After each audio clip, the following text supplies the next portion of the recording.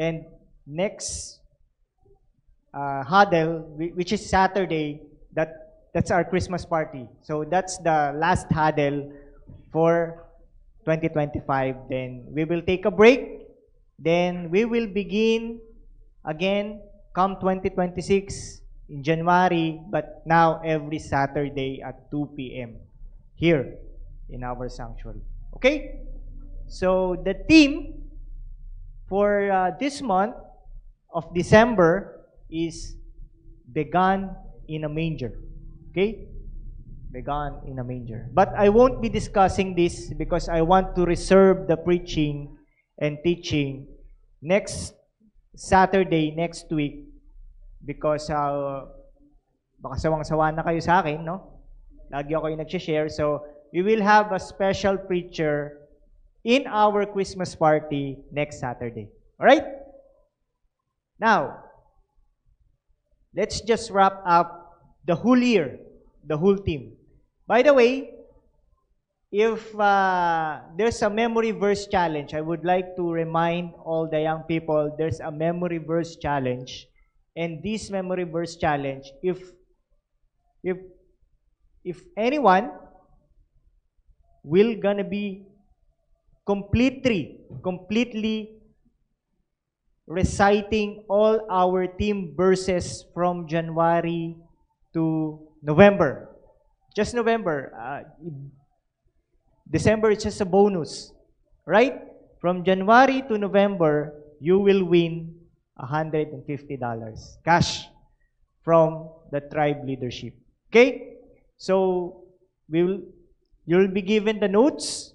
You just have to review all those theme verses from January to until November and just win.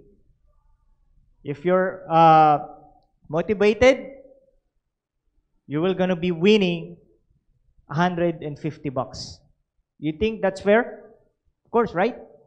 You just don't walk and pick $150 in the road, right? Okay. So before I start, and to wrap up this series from November to December, let's just pray. Father God in heaven, Lord, we thank you, Lord God, for your goodness and faithfulness. Lord, we can never imagine without you leading us, bringing us here from January until now, December. This might be the last month for this 2025, but we thank you, Lord God. We praise you, we worship you, because every step of the way, every day, Lord God, we know we might not feel, we might not see, but we know in our hearts and in our minds that you are always in the works. Lord, we thank you, Lord God, for this wonderful opportunity of serving you this whole 2025. Because we started with just nothing. But as we progresses from January to December, Lord God, we won't be ending nothing.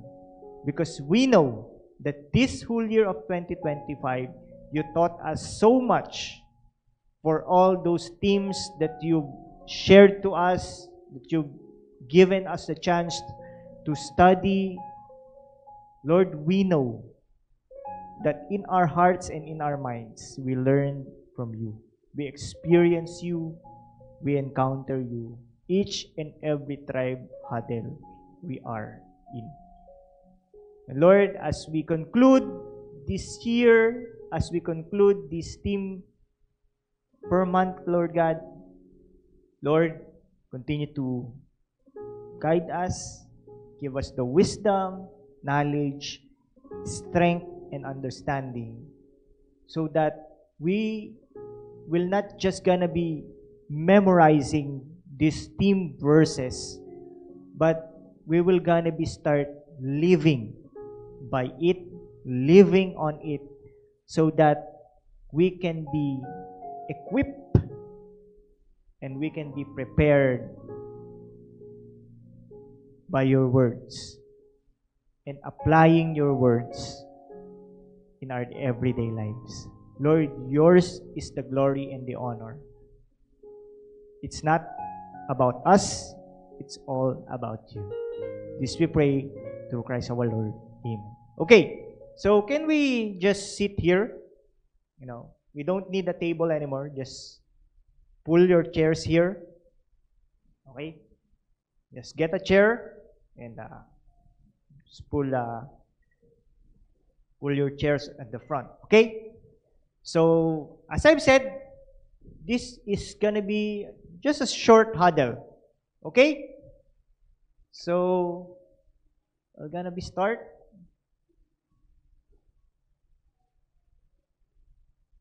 Okay. So, this is all the theme that we had this 2025. Right? Do you remember all the themes that we had in each huddle? Now, I'll gonna be asking you, of all this theme from January to December,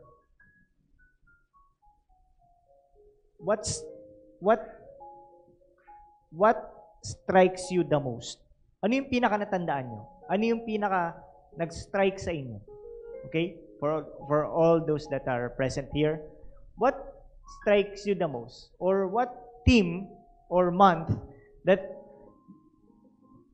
you feel that, oh, God is really talking. I can relate to this theme because God really talked to me. Of course, all of this talks about God, but there's one that strikes you most. And can you share it, Ate Lovely? Just isa lang. Okay. Just one that strikes you most of all those themes that you see.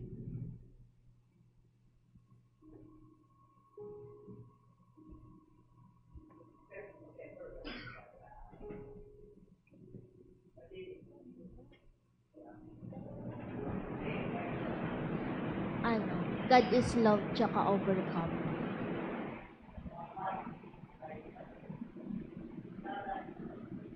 God is love. Kasi yung God's love is so powerful. And nandyan lagi siya. Nandyan lagi yung pagmamahal ng God sa atin every time that we feel the problems or pag nasusway, nandyan palagi yung pagmamahal niya kahit mali na yung ginagawa natin. And overcome because if we don't experience those problems,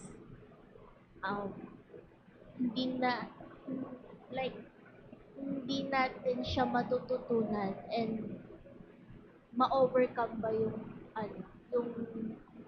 yung path na tinatahak natin. About Caleb, what strikes you most about all of these theme verses? God's love.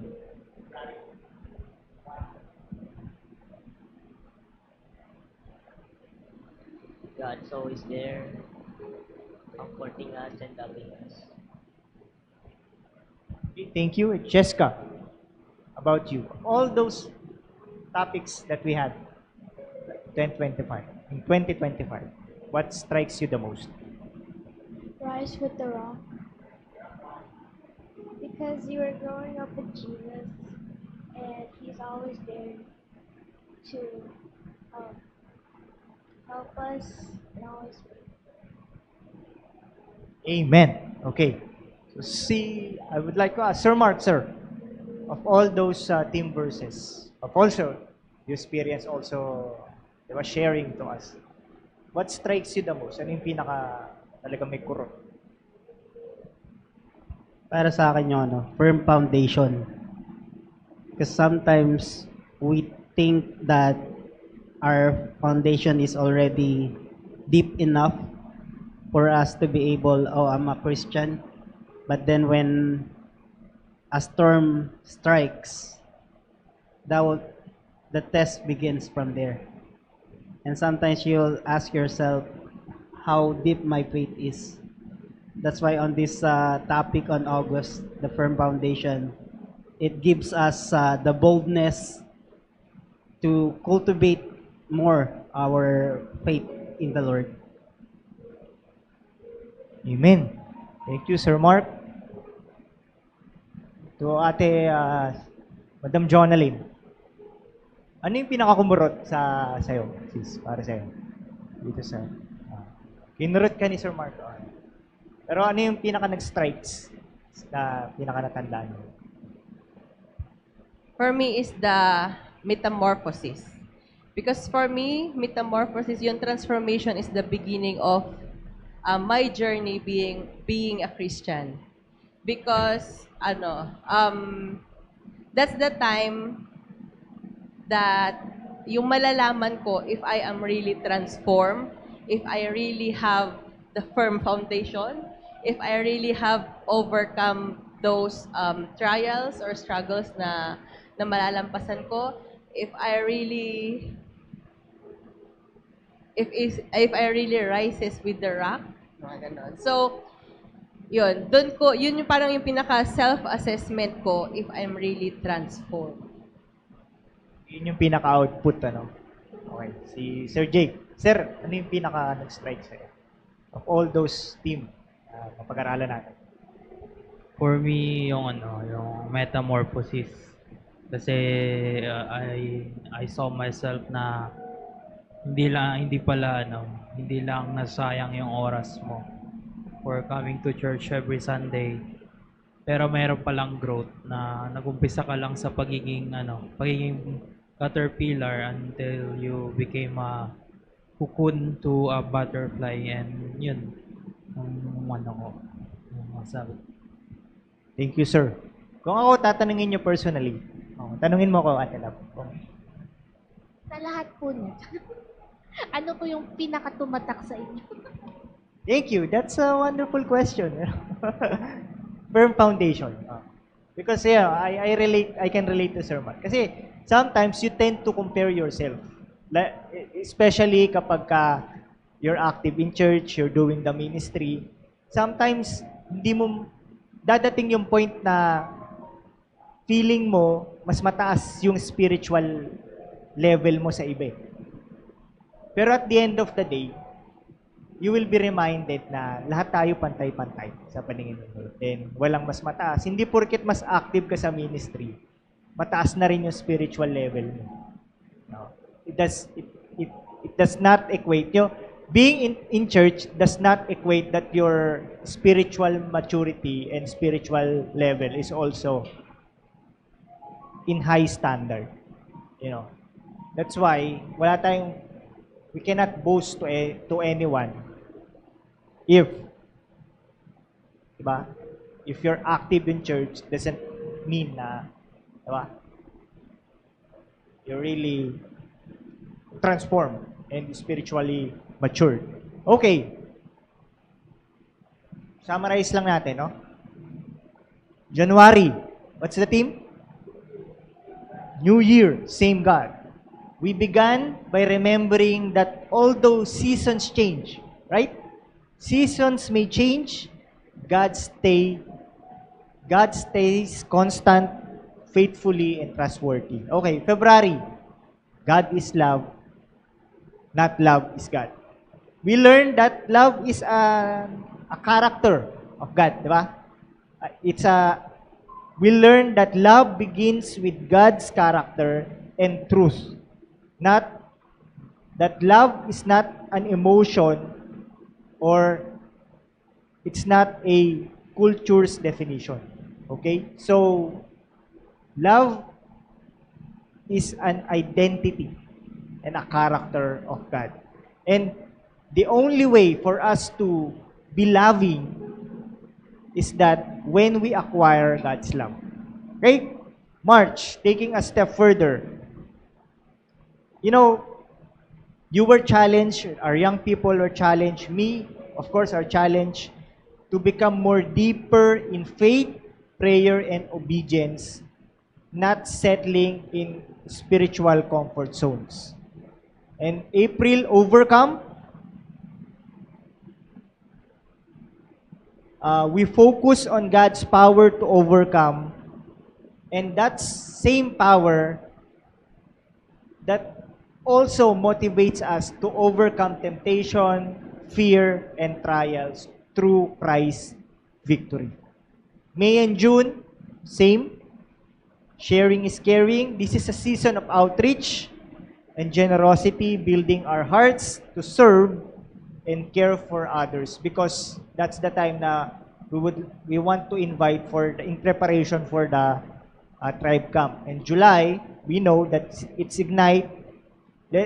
It's the month of steering our passion for worship, revival, and using our gifts for God's purpose. August is a firm foundation. It reminded us to reinforce biblical roots and to assess where we stand. Are we standing on the sand, or are we standing on the rock? September, Rise with the Rock. This encourages us, the young people, to stand strong with Jesus, because Jesus is our rock. October, of course, this is the anniversary theme. Metamorphosis. This celebrates our spiritual transformation to become more like Christ. November, Treats or Truth. This is confronting the lies of the world versus choosing the truth from God's Word. And December, Began in a Manger. We will not talk about this anymore, but we will end up the year by remembering Jesus' humble beginnings and God's greatest gift. So, how ironic. You see, we started New Year, same God, and we end beginning in a manger, no? So, if we will summarize this in 3 points, it teaches us Jesus is the beginning. Jesus is also the end. And the way God started, also the way God ends. And the way God loves and humbles us is the same way that He began in this world, being born in a manger, showing humbleness and love. Right? For each and every one of us. So that's the wrap-up of our series. So this year, to summarize this up, it tells one story. You know, God transforms ordinary lives into Christ-like disciples through the truth, growth, service, and foundation in Him. We start with a faithful God. We grow in His love. We build strong foundations in Him. And we finish by remembering the Savior who started it all. Okay, that's our 2025 series. Sana may tumatak, no? You know, yung attendance natin, up and down, high, low, high, low. But it doesn't matter, no? Whether you're physically present or you're watching online, what the most important is you learn something and you can apply that learning in your daily lives.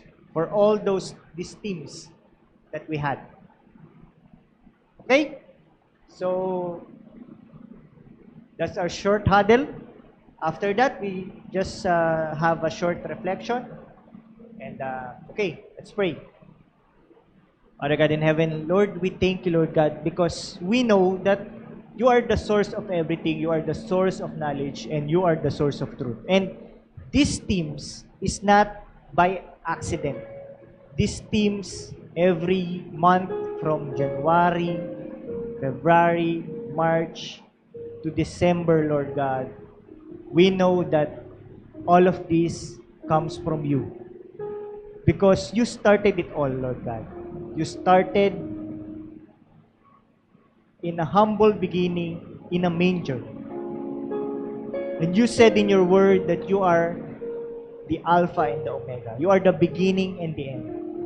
And we know that when we accept the truth coming from you, there's no end. There's no beginning. Because we know that for as long as we are here asking, seeking, learning, studying, and applying your word through the obedience and truth and faithfulness from you, we know that you are always with us, even through the end of times. Infinitely, Lord God. And we want to thank you this opportunity, Lord God. We thank you for this opportunity, Lord God, because you allowed us to know you. You chose us, Father God, to know you, to learn from you, to study you, and to apply the truths coming from you. And that's the most important of all. Because we know that you are alive. And that manifestation of living will become also alive in us when we know, as well as when we abide, and as well as when we apply these words from you. Lord, may you teach us, Lord God, to be equipped, embrace these truths, these characters, these identities coming from you, and may you always reminded us that whenever we are in situation, you are our foundation. That you ignite us. You are our rock. That you begin in humble beginnings, Lord God. With all those theme verses, Lord God, we know that these verses will reinforce our minds, our hearts, and the totality in us, Lord God, so that we can walk strongly in our spiritual journey. Of course, being with you and having you in our lives. Lord, we thank you for this whole year of 2025. We praise you, Lord God. We honor you. We exalt you. We give you the highest praises you deserve. Because we acknowledge, Lord God, that if it's not about you, we are nothing. We are all nothing. This is not possible. We are nothing. Because we know that all of this, Lord God, is for you and from you, Lord God. It's not about us. It's always about you. It's always about your character, your goodness, your faithfulness, because you are such a great and sovereign God. We thank you, Lord God, for this whole year. We thank you for everything. Yours is the glory and the honor. This we pray to us, O Lord. Amen. Okay, that's it for our huddle. And please don't forget, Christmas party next Saturday. Saturday, 12 p.m. onwards. Foods and snacks will be served.